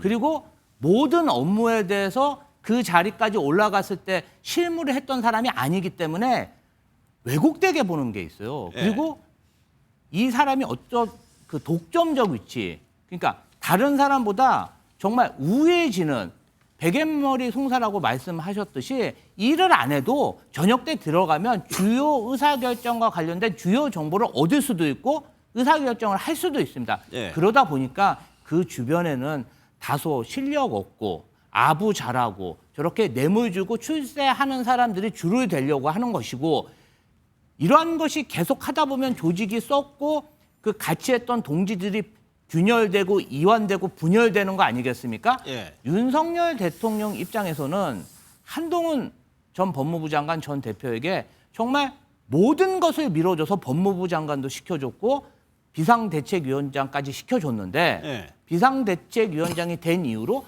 자기 정치, 자기 살 길을 찾아갔다고 본 것 같아요. 그 부분에 있어서 매우 섭섭했고 그 섭섭함을 가속화시킨 촉매자가 제가 봤을 때는 김건희 씨다. 그렇기 때문에 아마 그 배신감이 뭐 다른 야당 지도자들보다 몇십 배 더 컸던 것 같습니다. 그래서 그 격분을 못 이기고 네. 저렇게 데리고 오면 총으로 쏴 죽이고 싶다는 이야기도 했을 것이고 저는 단언컨대 한 번만 그런 얘기를 했던 게 아니라 술만 먹으면 여러 사람의 앞에 두고 한동훈을 가만두지 않겠다는 그러한 이야기를 많이 했을 것이다. 그걸 왜 그렇게 다 넣어놨어요? 그랬을 것 같습니다. 그런데 그 한동훈 전 대표가 당시에 뭐 했던 활동 본인이 SNS에 정의를 하기도 했고 또 하나 김대만 전 행정관의 녹취도 그 즈음의 사항을 좀 설명해 주고 있는데 그 영상이랑 한번 또 보도록 하겠습니다. 국민을 눈높이에 생각할 문제니까요. 갈등이라고 할 만한 문제는 없습니다. 집권당의 비상대책위원장과 영부인이 사적인 방식으로 공적이고 정무적인 논의를 하는 것이 적절하지 않다고 생각합니다. 중요한 현안에 관해서 논의할 필요가 있다라고 제가 말씀드렸잖아요. 그 필요가 여전히 있지 않겠습니까? 어제는 그런 말씀을 나눌 만한 자리는 아니었습니다. 기동대로 논의할 사안이라는 것이 김여사 관련 사안으로 생각될까요? 여러 가지 중요한 사안들이 많이 있죠. 그것도 그 중에 하나입니다. 하고 거기가 한동훈 때문에 지금 진짜로 야 죽으려고 하더라고. 야 니네가 이번에 그거 잘 기억해서 치면 너 여사가 니네 들었다 놨다 했다고 좋아하겠는데. 그때 김대남 전 행정관의 녹취가 공개됐을 때 저것도 좀 의문점인데 유진이 이거를 그 읽고 답장을 안 한 거 가지고 상대 편이라고 볼 수도 있는데 그거를 잘하면은 한동훈 전 대표가 곤란해지고 그게 김 여사가 좋아할 거라고 얘기를 하거든요. 네, 저는 뭐 김대남 전 행정관에 대해서 저도 잘 알고 있지만요. 그렇게 뭐 김건희 여사와 직접적으로 대화를 주고받거나 뭐 지침을 받을 정도의 관계는 아닙니다. 그것이 아니라 당시에 김대남 전 행정관이 상당히 이제 그 한동훈 전 대표에 대해서 비판적이었고 당대표 선거에서 한동훈 전 대표가 아닌 다른 분이 돼야 된다고 열심히 주장하고 활동했던 분입니다. 그런 차원에서 이렇게 이제 읽심 논란, 문자 읽심 논란이 커지면 커질수록 아마도 김건희 여사가 좋아하겠지라고 하는 개인적인 정치적 평가를 한 것인데 이것이 마치 뭐 김건희 여사에게 그런 지침을 받아서 누군가에 설명하는 그런 것처럼 보기는 좀 어렵습니다.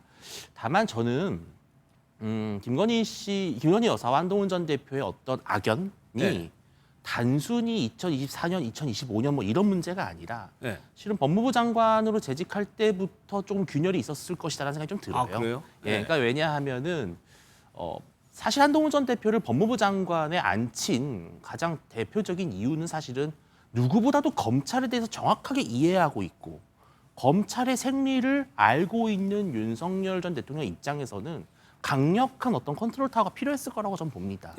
그런데 실은 별로 그렇게 크게 한동훈 전 대표가 이른바 김건희 여사의 어떤 도이치모터스 사건이라든지 이런 거에 대해서 적극적으로 방어를 하지 않았을 가능성이 좀 있다고 봐요. 그래서 상당한 좀 서운함이 쌓여 있었고, 특히 이제 총선 때 이른바 뭐 마리 앙투아네트 발언에 대한 어떤 처신, 그리고 그 이후에 이제 당 대표로 다시 출마하게 되면서 문자 일심 논란, 여기서 이제 한동훈 전 대표가 김건희 여사에 대해서 상당히 비판적으로 발언하는 것이 아마 좀 영린을 건드렸을 가능성이 높고요. 예. 특히 이제 저희가 이제 그때를 복귀해 보면은 한동훈 전 대표가 당원 게시판 논란이 이제 불거지게 되면서 한동훈 전 대표가 김건희 특검을 찬성해 버리는 거 아니냐. 그런 관측이 있었고 상당히 용산도 불안했습니다. 그래서 결국은 이게 계엄이라고 하는 엄청난 이 사건까지 연결되는 그런 과정이 있었는데 한동훈 전 대표에 대해서 김건희 여사가 가졌을 어떤 적개심이나 불안감은 상당했을 거라고 저도 봅니다. 그럼 정 과장님, 지금 김 여사를 넣어서 저희가 생각하고 있지만 이걸 제외하고 윤석열 전 대통령 본인이 한동훈 전 대표에게 이런 적개심을 가졌을 가능성은 어때요? 뭐 충분히 있다고 봐야죠. 지금 곽종근 전 사령관이 법정에서 나와서 한 발언, 지난 월요일에 이야기하다가 정말 너무 충격적이어서 믿을 수가 없고 믿고 싶지 않을 정도라고 얘기했는데 그 발언이 사실 많은 국민들이 누가 그러면 사실대로 얘기하고 있는가라고 개인적인 판단을 할 것 같아요. 저는 곽종근 전 사령관이 법정에서 위증의 죄를 물으면서까지 거짓말, 그러니까 없는 말을 했을 거라고 생각하지 않고요. 대부분의 사람들이 그런 얘기를 하고 있다고 생각합니다. 그러면 당시에 윤석열 전 대통령은 분명히 한동훈 전 대표에 대해서 굉장히 좀 불편한 감정을 넘어서 감정적으로 아주 격앙돼 있었을 것 같아요. 그 근본 원인은 전 뭐 여러 가지에서 찾을 수 있다고 봅니다만 본인의 국정 운영에 도움을 주지 않고 오히려 자신의 차기 대권을 준비하는 것 아닌가라는 생각 윤석열 대통령은 했을 것 같습니다. 본인도 했을 것 같다. 뭐 의료 대란 문제에 대한 해법이라든가 김건희 여사에 대한 특검 문제, 또 김건희 라인을 정리해야 된다라는 문제들에 대해서 결국에는 나를 넘어서 다음 정권 만드는데 자기가 대통령 되고 싶은 거 아닌가라는 생각을 윤석열 전 대통령은 했을 가능성이 굉장히 클 것 같아요. 그래서 본인을 공격해서 자신의 몸값을 키우겠다라는 자기 정치 이거 하는 거에 대해서 감정적으로 좀 불편했을 가능성. 그래서 아마 뭐 곽종근 전 사령관이 했었던 이야기까지 나온 게 아닌가. 뭐 그렇게 추론해 볼 수 있겠습니다. 뭐 김지호 대변인은 저런 얘기를 다른 곳에서 했을 거라고도 추정을 했어요. 박 교수 그 부분은 어때요?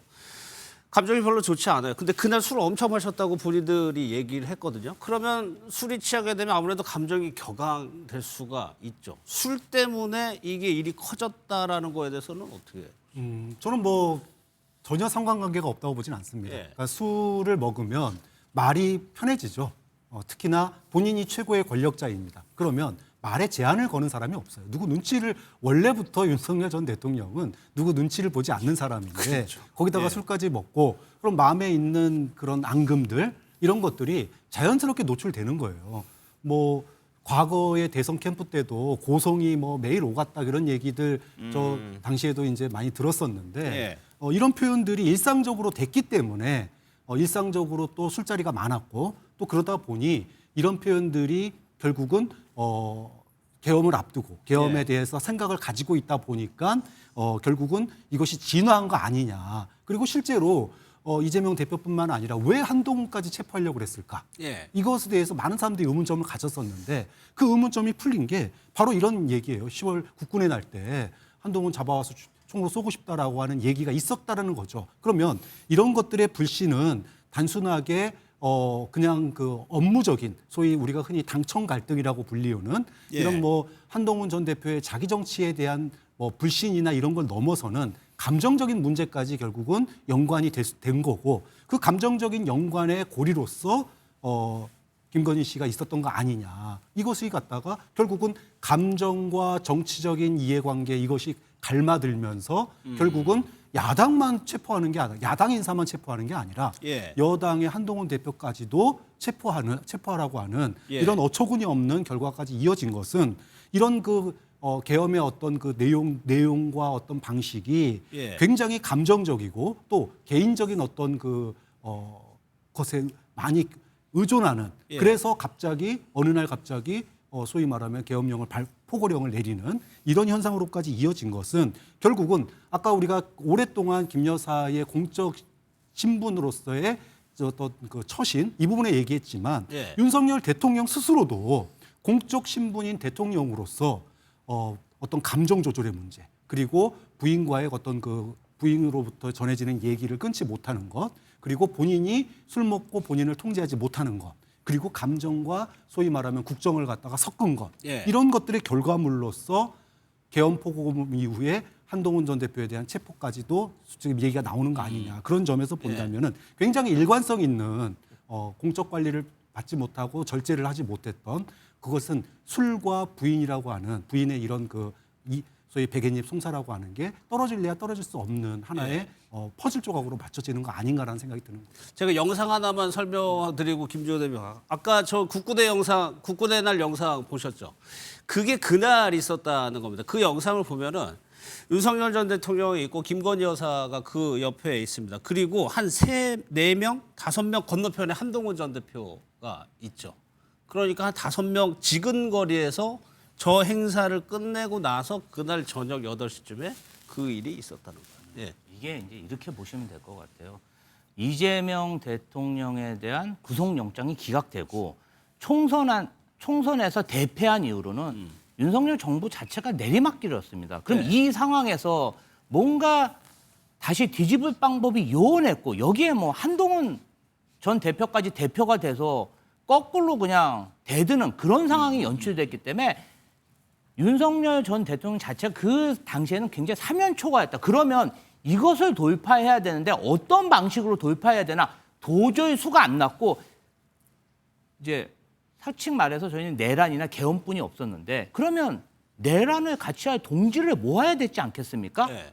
이런 술자리를 하면서 본인의 의중을 조금씩 이야기했을 때 거기에 순종적으로 따르는 사람들 무조건적으로 예스라고 이야기하는 사람부터 포섭을 했고 그게 점점점 추려져서 계엄 3인방이라고 할 수는 그 계엄 사령관들까지 같이 모여서 관저까지 불러서 그리고 굉장히 대단하게 그 국군의 날 행사를 하지 않았습니까? 예. 자기의 권력을 보여주고 힘을 보여준 이후에 친밀감과 함께 계란말이까지 해주면서 그런 내란의 어떠한 그 결사체로서 다짐을 한 것이다. 그리고 그게 이제 술자리가 활용이 됐다. 그렇죠. 예. 아니 삼성 장군하고 대통령하고 술 먹을 일이 뭐가 있습니까?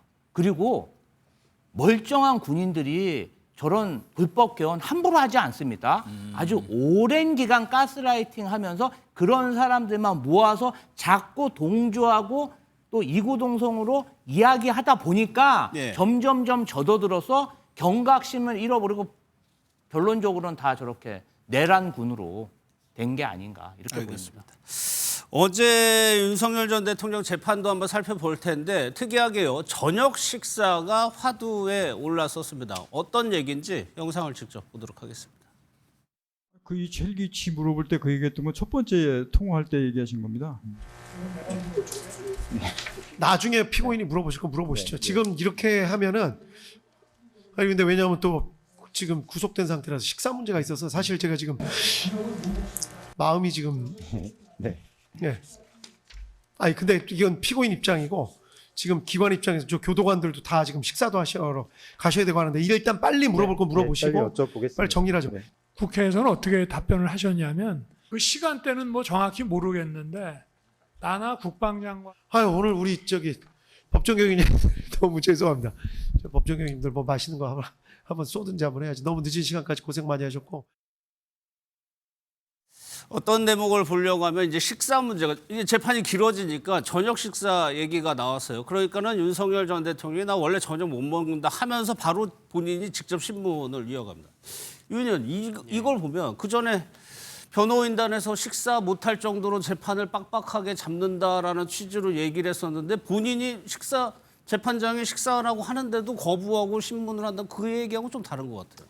이제 엄밀히 말하면은 그 당시에 식사를 좀 거르게 된다. 그것이 무엇을 이야기하냐면 아침 식사와 관련된 문제였죠. 그러니까 예. 이제 아침에 일찍 일어나서 식사를 하고 그 다음에 뭐 재판정이나 아니면은 수사기관에 출발하는데 그 빡빡한 시간 때문에 그러한 것들이 건강에 좀 부담이 된다라는 것이고 지금 이제 어제 나온 이야기는 나는 보통 이제 저녁 식사는 잘 안 한다라고 하는 이야기입니다. 좀 엄밀히 말하면 두 개는 별개의 사안이긴 합니다만 그럼에도 불구하고 본인이 이렇게 식사를 거르면서까지 적극적으로 신문을 하는 모습을 보였을 때 과거에 어떤 식사 문제에 대해서 변호인들이 내놨던 입장문이 조금 신빙성이 흔들리는 것은 맞다 이렇게 보입니다. 그리고 제가 좀 아쉬운 대목은 물론 이제 윤석열 전 대통령 얼마나 좀 사실 좀 얼마나 지금 되게 뭐랄까요? 이 신문이 되게 중요하다고 생각하겠죠. 왜냐하면 본인의 국헌 문란, 그러니까 계엄 해제 표결을 방해했다라고 하는 혐의가 사실은 이 내란죄 혐의에 있어서 가장 중요한 쟁점입니다. 이 줄기를 틀어야 되기 때문에 조금이라도 더 이제 시간을 할애해서 자신의 주장을 좀 펴고 싶었던 그러한 어떤 조급함은 제가 이해를 하지만 실은 재판이라고 하는 것이 피고인 혼자만 하는 것도 아니고 박종훈 사령관 혼자만 하는 것도 아니고 거기에 정말 수십 명의 어떤 관계 증인들이나지 변호인들, 교도관들 많은 분들이 이제 있기 때문에 좀 이렇게 그런 분들을 배려하는 모습을 오히려 보였어야 되는 겁니다. 그런데 그러지 못한 부분이 상당히 아쉽고요. 저는 이제 윤석열 대통령 변호인들이 너무 국민적 눈높이에 맞지 않는 그런 여론전을 한다는 겁니다. 대표적으로 김계리 변호사 같은 경우도 이러한 주장들, 뭐 끼니를 못 먹어서 뭐 컵라면과 건빵으로 때웠다 이러한 것들을 국민들이 봤을 때 정말 윤 전 대통령 참 불쌍하다 이렇게 생각할 것인지 이런 것이 지금 중요한 문제인가라고 생각할지는 조금 더 좀 상식적으로 판단했으면 좋겠다는 생각이 듭니다. 그러면 김계리 변호사가 9월입니다. 이 얘기했던 거 영상을 보고 이어가도록 하겠습니다. 심사를 위한 출정 때 예를 들면 7시경에 출정 준비를 마치기 위해서는 6시에 기상을 해서 제대로 된 아침 식사를 하지도 못한 채 점심시간에는 컵라면과 건빵으로 점심 식사를 하였습니다. 그리고 이와 같은 구속 상태에서의 재판과 수사 일정은 피고인의 지병과 건강을 심각하게 침해하게 됩니다. 그래서 당시에 변호인단이 주장했던 얘기는 뭐냐면 그래서 건강이 안 좋다는 얘기였습니다. 근데 박 교수 아까 영상 직접 보면은 본인이 굉장히 적극적으로 질의하는 모습을 봤을 때 저 모습만 봤을 때는 건강이 안 좋은 건가 이런 생각이 좀 드네요. 그러니까 트럼프가 방한하기 전에 소위 말하면은 윤어게인 세력, 극우 보수 세력이 윤석열 전 대통령이 감옥 안에서 곧 실명할 것처럼 그리고 건강이 매우 안 좋은 것처럼 그래서 사람 다 죽어가는데 뭐 면회도 못하게 한다, 뭐 한다 그러면서 마치 트럼프가 오면 구해줄 것처럼 이렇게 얘기를 해왔었던 건데 그런 맥락에서 지금 얘기를 한 거예요. 그런 이것도. 근데 지병 때문에 식사를 거르면 안 되고 안정을 취해야 되고 안 그러면 실명하고 건강이 매우 어렵다. 이렇게 주장을 해왔는데 정작 당사자는 저녁 안 먹어도 돼요. 나 이거 지금 급해요. 이거 계속 얘기할게요. 이러면 이거 얘기한 사람도 이제까지 건강 얘기하신 변호사, 김계리 변호사를 포함해서 모든 사람들이 뻘쭘해지는 거 아닙니까? 정말 이렇게 다를 수가 있냐 앞뒤가 이런 생각이 드는 거고 또 하나는 주기현 판사의 얘기도 물론 재판을 컨트롤하는 재판정의 입장에서 사실은 뭐 밥 먹는 문제, 식사하는 문제도 챙기긴 해야 되겠습니다만은 이거 한두 번 해가지고 정리를 해야 되는 거예요. 그런데 지금 이 밥 먹고 하자는 얘기를 갖다 도대체 몇 번이나 합니까? 한 서너 번 한 것 같아요. 그만큼 그 얘기는 뭐예요? 윤 전 대통령이 끌려다닌다? 그렇죠. 지기현 판사가 과연 재판정 통제를 잘 하고 있냐? 그럼 소위 말해서 권위를 가지고 예를 들어 짧게 하세요, 여기까지만 하세요라고 얘기를 해야 되는 게 판사가 재판정을 통제하는 기본적인 권위와 그 다음에 리더십인데 지금 밥 먹자고 사정하는 꼴밖에 더 됩니까?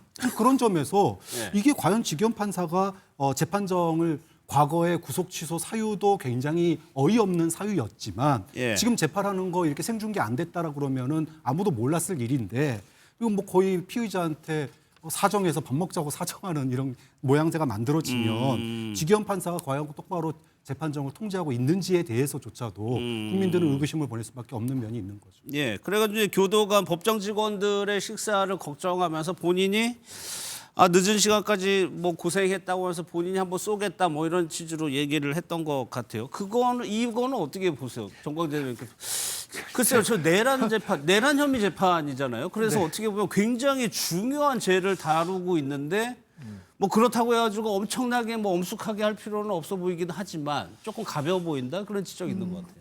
그래서 뭐 박정환 교수님 말씀하신 것처럼 법원 재판을 관할하고 있는 사람으로서 재판이 원활히 진행될 수 있도록 시간 조정을 좀 잘할 필요는 있다는 생각은 하게 됩니다.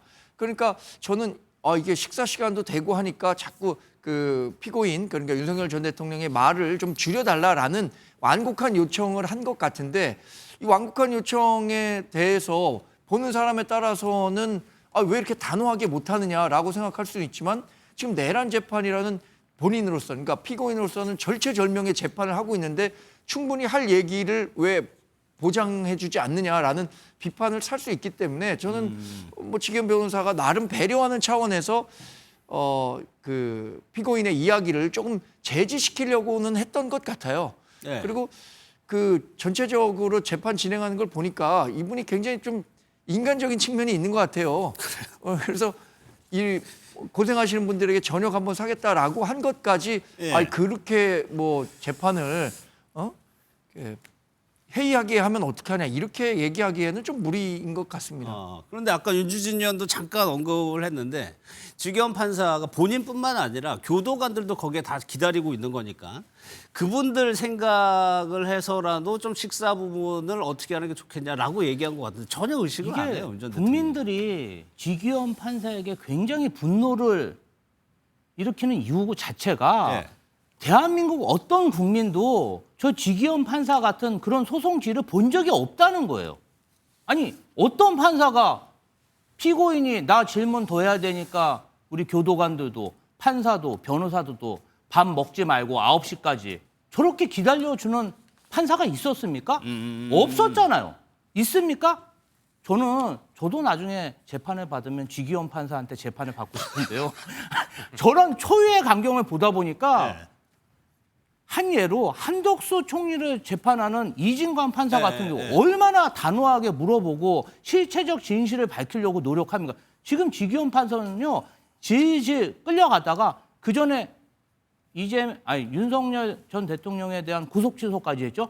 도대체가 이 국가 반란, 내란 관련 재판, 국가의 명운이 걸려 있고 모든 국민의 본이 될 수 있는 이 재판 관련해서 재판장으로서 권위를 보여주지 못하고 있는 것에 분노를 하는 겁니다. 그리고 재판이라는 게 만인하게 평등해야지 왜 윤석열 전 대통령에게만 저런 특혜를 피고가 그것도 국가 반란으로 내란 속에 혐의를 받는 사람이 내가 질문하고 싶어서 교도관들하고 변호사들, 검사들까지 밤 9시까지 밥 못 먹게 하고 저렇게 지뢰하는 거 보셨습니까? 있을 수 없는 일이죠. 끊고 중재해야 되는 게 판사라는 그럼요. 말씀이시죠. 근데 조금 관점을 달리할 수 있는 게요. 예를 들어서 지기현 판사가 그만큼 나는 할 말 다 하게 해줬다. 그러니까 윤석열 전 대통령이 질문하고 싶은 거 다 질문하게 해줬다. 그럼에도 불구하고 난 이렇게 판단했다. 보통 이렇게 보면요. 판사들이 피고인들에게 관대하게 대해주는 경우가 좀 있다고 합니다. 근데 그거는 사실은 방어권을 충분히 보장해줬다라고 하는 추후에 본인의 어떤 비판을 차단하기 위한 하나의 장치로도 사용한다고 해요. 그래서 이거는 지금 이 광경만 볼 것이 아니라 나중에 지기현 판사가 어떤 판결을 내릴 것이냐. 저는 그것이 제일 중요하다고 봅니다. 저희가 준비된 영상이 하나 더 있는데 그것도 마저 보도록 하겠습니다. 지난번 공판 기일에 재판장이 말씀하신 것 때문에 오늘은 중계가 이루어질 거라고 생각을 사실 못했습니다. 저만 그렇게 들은 게 아닌 것 같아요. 제 잘못이죠 그러면. 제가 표현을 잘못했으니까 100% 제 잘못이고 제가 죄송하다는 말씀 드리겠습니다. 원래는 제가 이틀 말씀드리려고 했는데 우리 변호사님들 저 간절한 눈빛에 제가 그냥 마음이 약해져서 11월 17일 그날 하루 더 하도록 하겠습니다. 글쎄 말만 저렇게 했을까 모르겠는데 글쎄 변호사의 눈빛을 저렇게 보내면 이렇게 바뀌고 그러니까 이게 아까 제가 이제 그 판사의 권위를 실추시켰다라고 리더십이 없다라고 얘기를 한 게 단순하게 뭐 배려심이 넘쳐서 또는 나중에 내가 그 판결을 잘하기 위해서 너 얘기할 시간 다 줬다. 저는 그런 맥락으로 보이지 않는 게 우리가 그냥 축구만 봐도요. 중동의 침대 축구 보면서 화가 나는 이유가 있어요. 정상적이라면 퇴장시키거나 아니면은 저 선 밖에 나가라고 빨리 지시를 해야 되는데 한 2분, 3분 시간을 끌다가 그제서야 저 바깥으로 나가라고 그래요. 그러면은 왜 통상적으로 다른 사람한테 적용했던 거를 왜 이 사람한테 적용하지 않느냐. 그걸 보면서 중동의 침대 축구에 대해서 우리가 분노하는 거 아니었습니까? 그런데 지기현 판사의 재판이 전형적으로 침대 재판이 되는 거예요. 다른 이에게는 적용되지 않았던 기준이 지금 뭐 밥 먹는 문제 하나만 가지고 얘기하는 게 아니라 가장 결정적으로 온 국민을 분노케 했던 구속 취소. 재판 구속 일자 산정도 그 다른 누구에게도 적용되지 않았고 그 뒤에 다른 사람에게도 적용 한 번도 안 되고 있는 오직 유일한 사례로서 초유의 구속 취소 판결을 내리지 않았습니까? 예. 그렇기 때문에 소위 말해서 지기현 판사의 지금 침대 재판에 대해서 단순하게 뭐 피의자에 대해서 배려하고 이런 문제가 아니라 또는 리더십 차원의 문제가 아니라 뭔가 판사가 재판부가 끌려가고 있는 거 아니냐 이런 이제 국민적인 어떤 분노가 이제 쌓여가지고 이제 밥 먹는 문제만 봐도 이제 짜증이 나는 거예요. 예. 국민들이. 근데 앞서는 김용현 전 장관 재판의 변호인에 대해서 그렇게 얘기를 한 것 같아요. 글쎄요, 저런 모습이 왜 웃느냐, 뭐 웃지도 못하느냐 이렇게 뭐 의견이 갈리는 것도 같습니다.